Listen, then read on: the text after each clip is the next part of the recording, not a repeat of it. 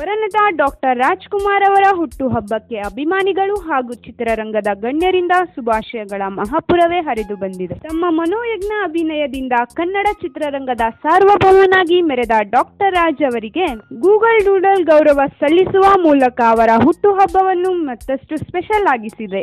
ಅದರಲ್ಲಿ ಪ್ರಮುಖವಾಗಿ ದರ್ಶನ್, ಉಪೇಂದ್ರ, ಜಗ್ಗೇಶ್ ಟ್ವೀಟ್ಗಳು ಇಲ್ಲಿವೆ ನೋಡಿ.